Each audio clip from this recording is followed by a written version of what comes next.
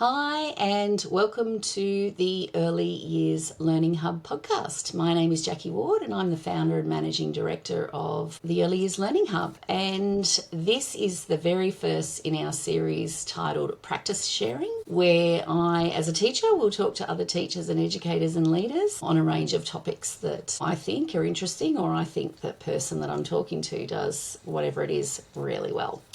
Which brings me to who I'm talking to today about assessment and planning, and that is a teacher that I am very in awe of. Her name is Lauren Tinsley, and she is a super clever and talented teacher.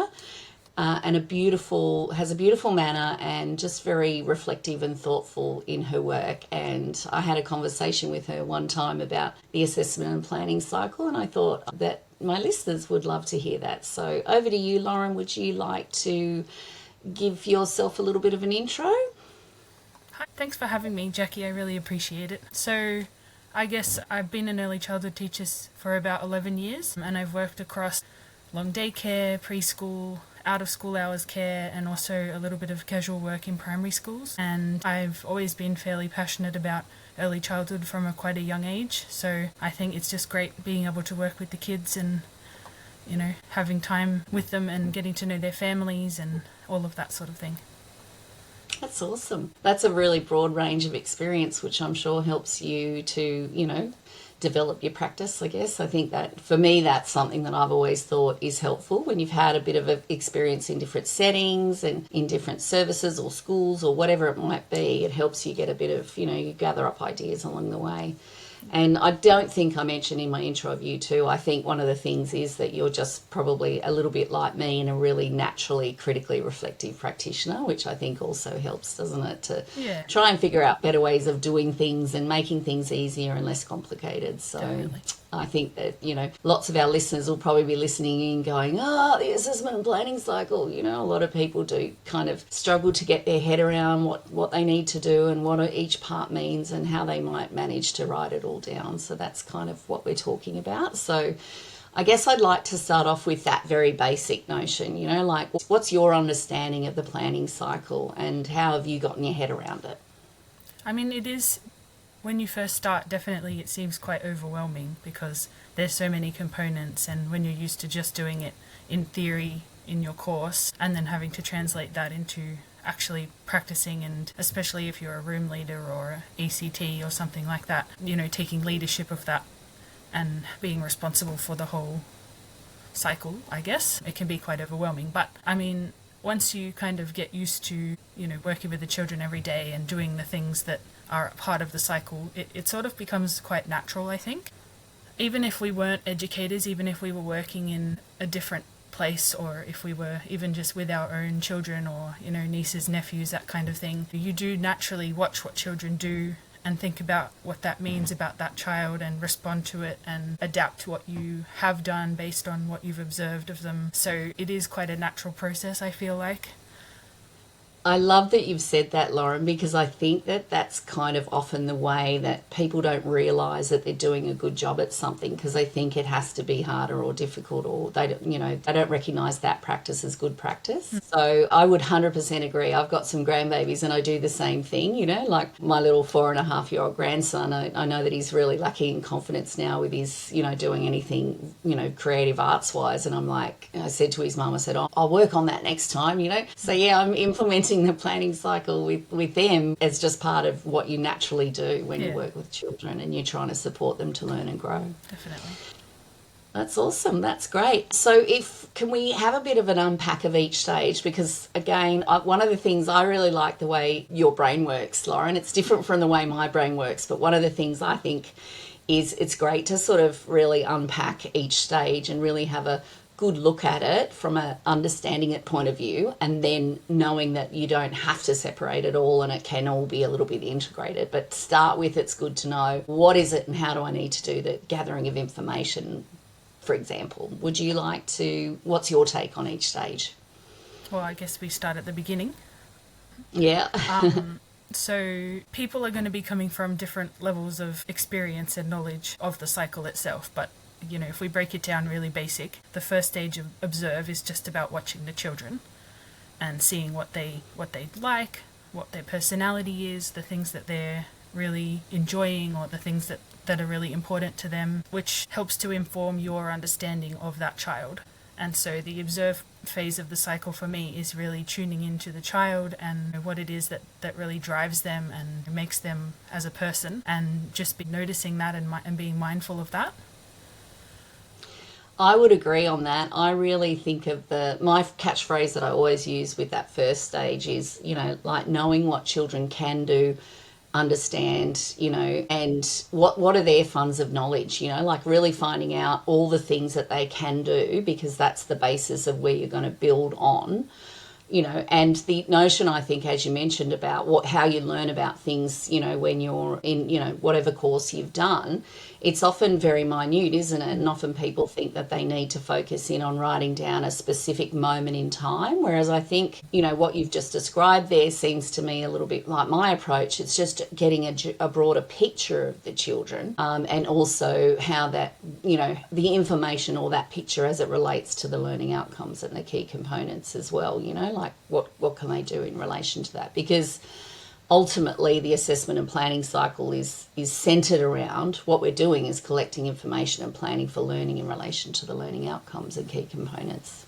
Yeah, and I guess during study often things are fragmented because you're not actually observing real children necessarily, and it can be hard to kind of understand that what you're doing is building your understanding of a child's abilities as a whole.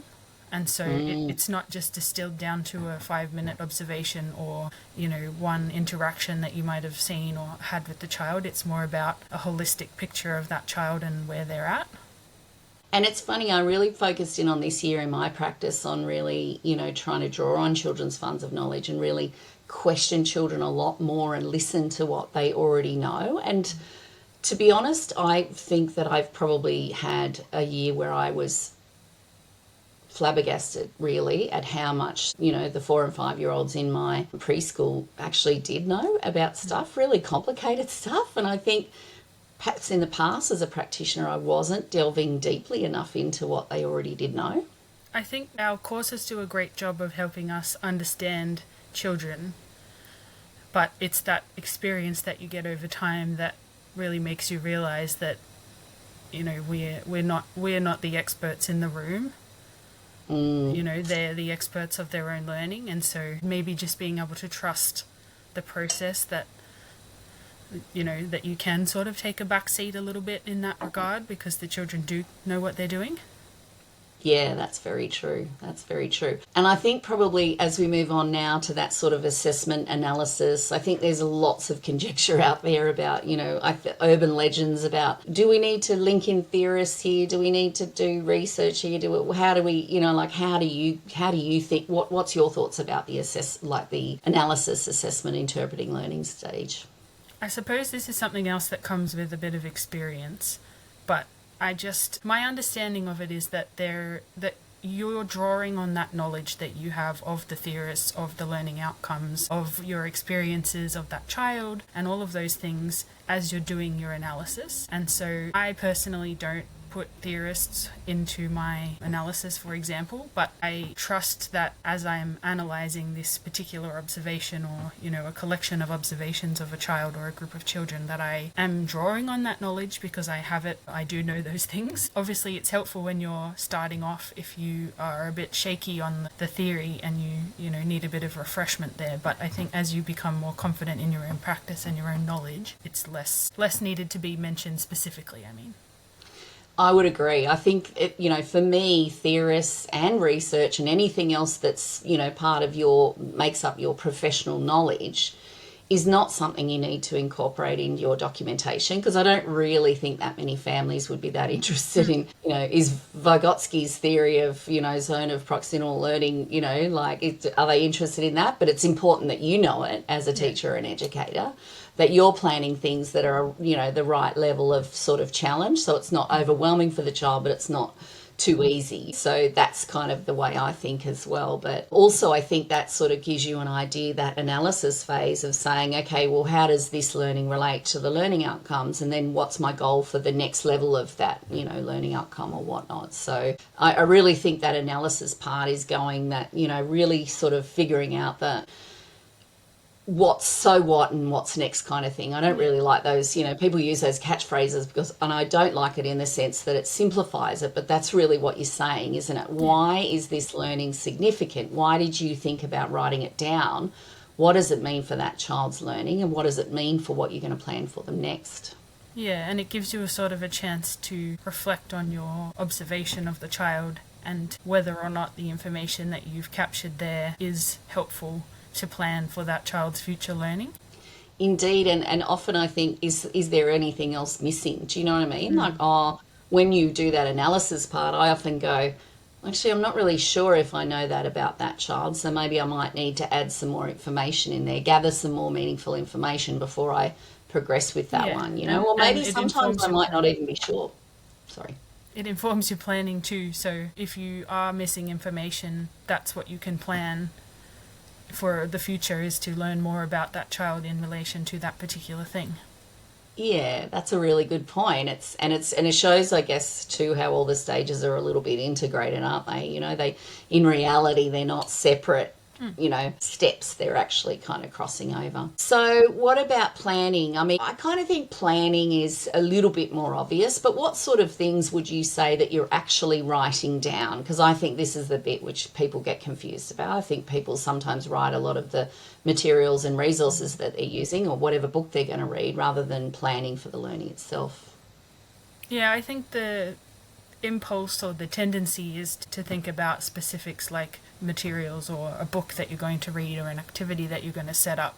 But really the planning aspect needs to focus on what is your learning goal or intention for that child, because you can't always predict a day, how the day's going to run or how a week is going to run. And so if you're just planning specific materials or specific activities, you're not necessarily going to be able to achieve the learning outcome in that planned experience. So what I've moved towards doing more recently definitely is just really focusing on what is the learning intention for that child. So say I've noticed there's a particular child who's really struggling with their fine motor skill. The planning that I would do for that child wouldn't necessarily be set up a threading activity or provide a particular activity to address that. It would be support that child's fine motor skills through, and then list some strategies that I might use to support them, or maybe some even just environments that I might set up, or rather than having a specific activity, because I just find it changes the way that you interact with children when you plan like that. Yeah, I love that too. That's very much my style as well. You're planning for learning, so really, if a child, if in using your example, if it's fine motor, then like if the children want to have Lego out, well, that's a great fine motor activity. But if they want to do some threading or whatever, it doesn't matter. It doesn't matter the activity. You can afford children agency in choosing the provisioning of the environments because you're focused in on the learning goal itself and the strategies that accompany that learning goal, and the other things can be, more sort of, I guess, child-led or child-centred. Yeah. And that's where your intentionality comes in, because it's not just I'm going to set up this activity and I'm going to support this child to learn this skill in this activity. It's that across the whole day, across the whole week, I'm going to support this child's fine motor skills, and these are the strategies that I might use that I know will work for that child because of their interests or their personality or their developmental level or whatever. And it really can help you showcase your knowledge of the child, but also actually effectively promote their learning.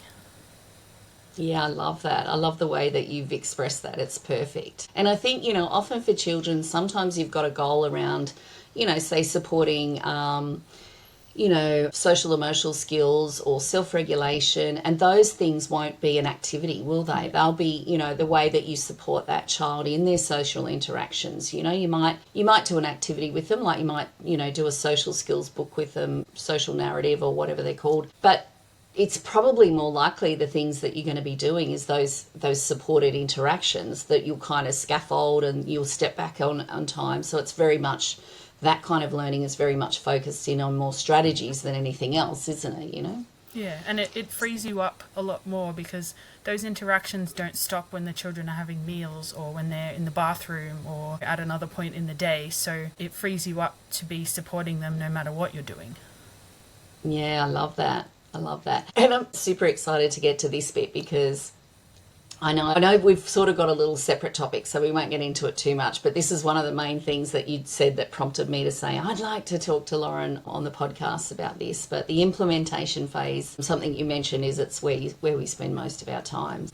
Yeah, it's definitely something that as I've been an educator for a longer period of time that I've come to understand a bit more about the cycle is that, you know, realistically that observe, analyze, plan phase of the cycle is sort of less important because, I mean, it's still important obviously, but it's less, we don't spend as much time on that part of the cycle because, you know, when you have children for long periods of time, you don't always need to be revisiting the observed part of the cycle because you are working towards a goal that might be a long-term goal for that child. You know, even as we've discussed already, the fine motor skills or social emotional skills, you know, the implementation phase is really where you get into the work of supporting the child towards that goal. And so you get to, you know, do the things that you've planned, work towards it, and then really just reflect on how has that been for that child? Have I seen progress? And I'm talking over a longer term too, because we don't put an activity out one day and then say the next day, yep, tick, that child has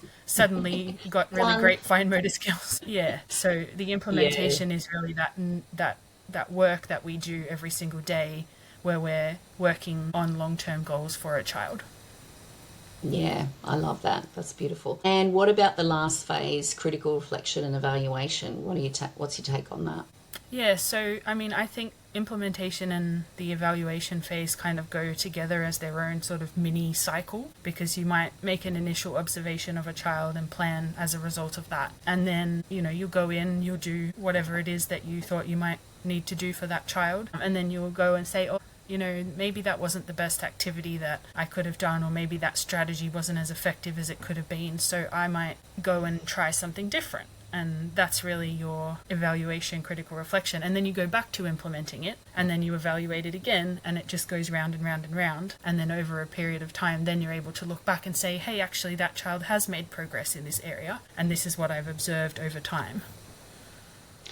Yeah, I love that. And I also think there's kind of a couple of layers with the critical reflection. Like in my sort of group, you know, section where we do this in the cycle, I think about, you know, okay, what's some critical reflections on, say, my practice? You know, I'm gonna think about that, but then also a critical reflection on the program. So we're constantly, always as a team at my preschool thinking about, well, is the routine, or is the way we're implementing stuff, is the way we've set up our room, is it, you know, inclusive, is it working for everyone, and, you know, is it allowing for those long periods of time for children to really get into the thinking? So I think there's multiple layers. You know, there's the evaluation, which I think is that sort of, how did it go, did it work or not, or why didn't it work if it didn't, because that's usually why we would put something in there, isn't it? Yeah. Oh, that didn't go well because whatever, I didn't allow enough time, or I wasn't organised and I didn't have my computer logged on. We couldn't get access to whatever. Or even just the children wanted to do something different with the materials that I provided. Yeah, yeah. And sometimes that's a question of, that's just the way it rolls, but sometimes it's a question of, well, was I not really looking in that, you know, what they were telling me? They were really telling me that they were more interested in that thing, you know, but, you know, sometimes it just changes. But I think, you know, the next thing I wanted to talk about that implementation bit a little bit, because I think you've done a great job there. Thank you, Lauren, about summarising the cycle and talking about that idea. But I think the implementation phase, I just wanted to come back to that a little bit. And you said that's where you spend most of your time. And you also kind of inferred there that we also spend time doing all the other parts when we're implementing, don't we? We gather up more observations of children, you know. We're listening to children. We're building our bank of knowledge of what we know about children. And we are, in a sense, when we're doing it, we're thinking to ourselves, why is that significant? Or maybe we think to ourselves, I'm thinking the analysis phase, when we're implementing, we think about, this piece and this piece fits together now, and I have a better understanding of why that child is behaving in that way, for example, or I've a better understanding of how this dynamic between these two isn't great, and it's great at sometimes in the morning, say, but in the afternoon, that combo of children doesn't really work. So we're kind of doing all the other phases in that implementation phase as well, aren't we? And I guess also I feel like it's a bit less prescriptive, that phase, but like observe is very clear what you're doing in that phase, and so there's not much flexibility. I mean, there still is, but there's not much flexibility around what you do, whereas in the implementation phase, it really encompasses all the elements of our practice, including, you might have a discussion with a parent about something you've observed, and then they give a really interesting, insightful anecdote about something that's happened at home or what they think about their child's progress in that area. And so, it can just be really... I've used the word holistic already, but that's what I mean. It's a more holistic picture of the child and of the day and of, your program and all of that. Yeah, I think that's it's an action thing, isn't it? It's a doing thing, and it's a great opportunity, I think, to share some information with families in that stage and get their input, isn't it? Whether it's an individual or a group. So I love that.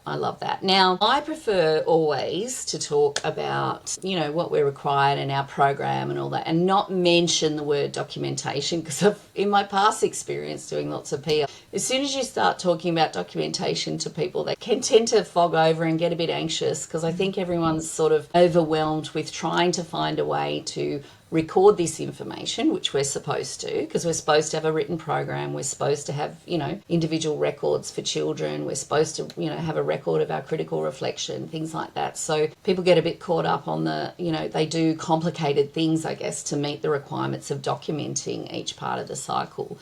So I think it's about finding a way that is easy for you, your system, Lauren, will be different from my system, which will be different from someone else's, but also the idea of embracing the freedom of doing it your own way. Like, I know I've spoken to a lot of educators and like, why can't they just, why can't a CEQA or, departments of education across the country say, do it this way, But I think I love the fact that we have that professional freedom to be able to find a way that works for us. And I think it'll be different, in different communities, in different service types, in different management structures. And, so it is good that we are able to do it differently. But I would love to hear your take on, how you record each part of the cycle. Yeah, I mean, I definitely feel that pressure, especially when I first started with the documentation, because you're very time poor. You want to spend as much time as you can with the children, but also obviously you've got that requirement to make the documentation, and it can feel quite overwhelming if you're not really sure what to do. And it does seem like an easier option if somebody was to just provide you with a template and tell you fill in the boxes and you'll be done and that's it. You will have met your obligations there. But over time, I, by necessity, developed my own programming style, and the documentation sort of changes along with that. So it really reflects the change. Like, if you were to compare what I do with my documentation now compared to what I did even 3 or 4 years ago, it's quite different, because my priorities have changed and the way that I do my program has changed. And I don't think you can have a template necessarily that applies to everybody that would effectively represent that. But I guess my main points are: try to keep it as simple and clear as you possibly can. Like, double handling of information is really a time waster. So if you have already entered information about something and you feel the need to rewrite it to give to a parent, or for some other record, just see if there's a way that you can condense what you have to do so that you only have to write it once, because it just trying to rewrite things over and over again really is a big waste of your time.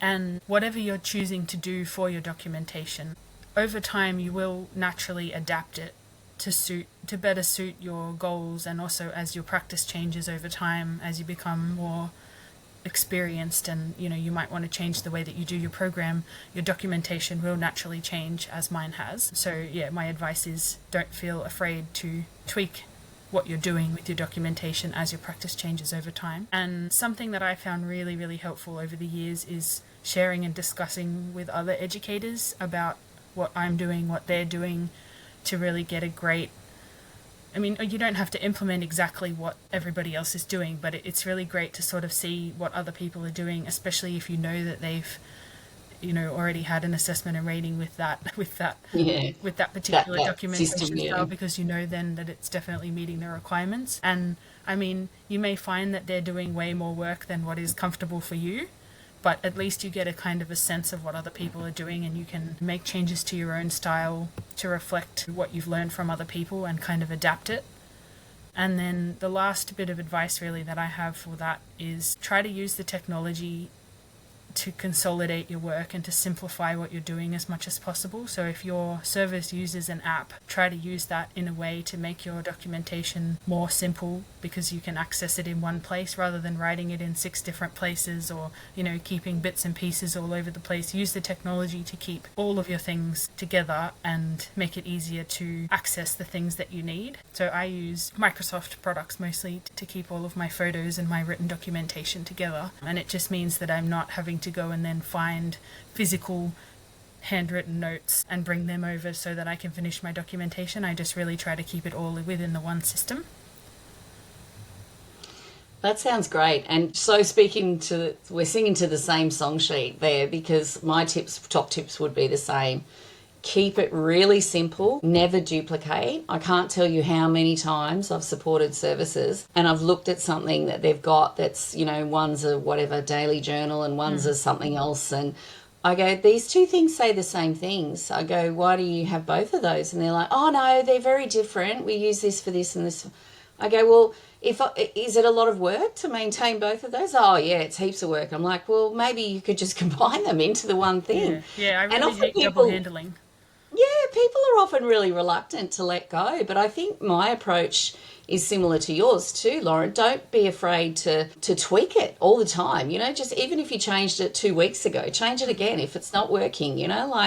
And for me, last year was particularly a year where I didn't have any programming time, so I'd have to use my own time to do that. So I was like, well, I don't want to do a lot of stuff online. I want to be able to handwrite stuff, because I can write that with the children when it's happening. So I remember what they've said and how it went down, but also, how everything sort of, works for you, I guess, is really the key there. And keep it simple. And what you said about what's required, I think, is a really good segue into why people do a lot of, extra work, I guess, is because they're not sure what's required. So that would be my next really key tip. Know what's important, what's required. It's so important, because if you don't, you're really just trying to sling a whole lot of mud on the wall and seeing what sticks, so you need to understand, what's the regulatory requirements? What does the quality standards say? What does what are the learning frameworks say about how do you do things? And then how does that align with organisational requirements? And if the organisational requirements, you find them onerous,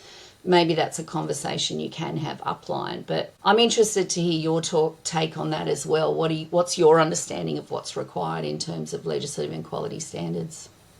Well, yeah, I mean, what I think about when we're talking about this is it's almost its own little cycle in itself when you're coming up with what you're doing for your documentation and your programming, I guess. As your practice evolves, your documentation and your programming evolves, and all of that with it. And I guess that really is that critical reflection component that we're talking about there. So when you're demonstrating over time that you have reflected on your practice and your practice has adapted as a result of that, that's that critical reflection component. But yeah, so obviously critical reflection is one of the big ones that you really have to show, especially if you're aiming for the exceeding themes.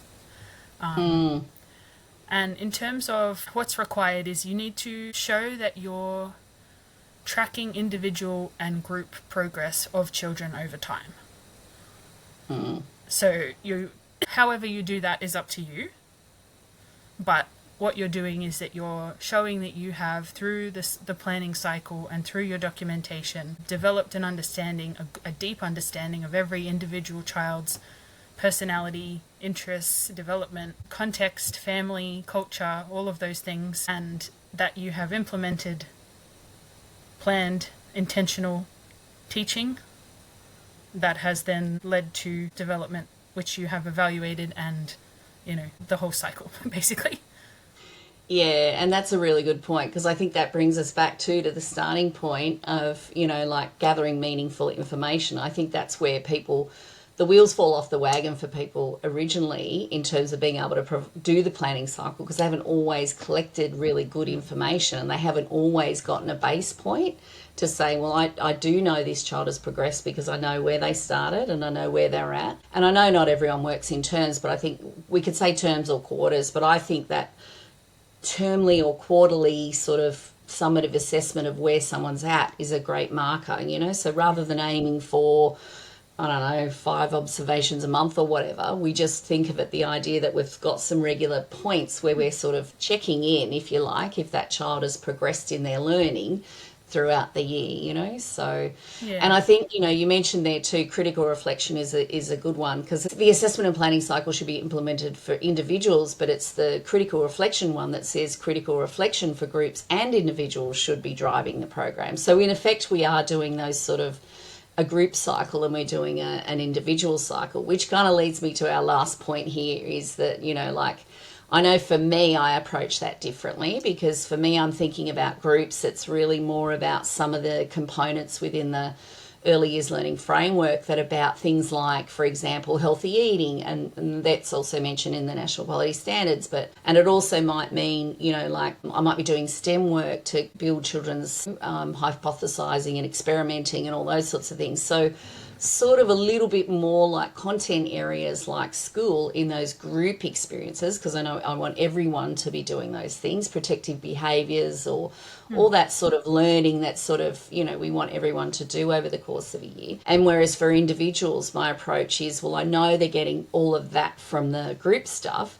What am I doing for individuals to help this individual grow and develop a sense of identity and, be connected to their group, as in the group of children that they're with, but also their community. And so there's different things that I might be doing for individuals and a different approach, I guess, as to groups. What's your take on that? How do you approach those things? Yeah, so I'm similar in some ways in that we have, I also work in a preschool context, so there are overarching, whole group sort of programs that I would be running across the year, which would include things like protective behaviours and fundamental movement skills and, just different things like that, healthy eating, that sort of thing. But also, when I think about planning for groups, I also think about those sort of projects that we do across the year. At any given time, you might have a collection of children who are really passionate about a particular topic. So, space or dinosaurs or, every year one that seems to come up is somebody inevitably goes to hospital for one reason or another. And so we end up with this whole big long project of learning about medical care and doctors and everything that goes on there. And obviously you plan for individual children within that project as well. But as a whole, the project itself, I guess, goes along with that in that you make a plan that you might set up, and it's not necessarily just for, or an activity that you might set up, it's not just for an individual child, it's for a group.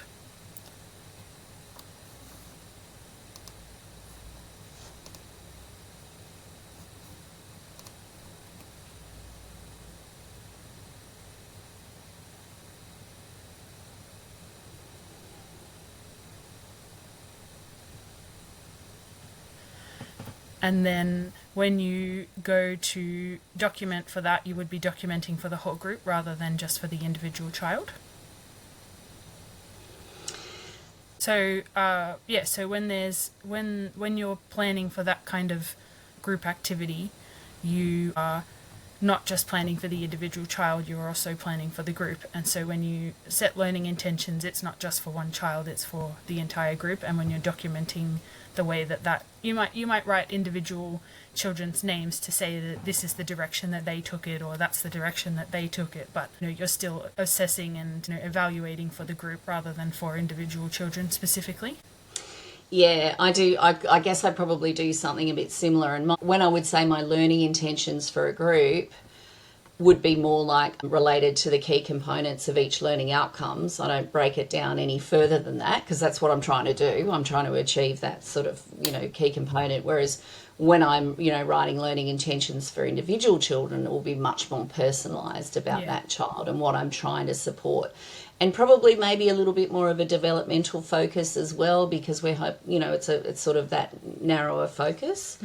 But I guess, again, it comes back to the fact that you're empowered to find your own way, and you're empowered to do things in whatever way, shape or form works. And I think that idea that you've mentioned, that as long as we're showing some progress, and we're showing, for groups, that learning that's happened throughout all the experiences and the environments and everything that we've planned for them, the projects, all of those things are contributing to growth and development. And I think the other key thing in terms of, knowing the requirements and, going well with assessment and rating with whatever you're doing is the confidence. And you know what's required, and you know what you're doing is meeting the requirements.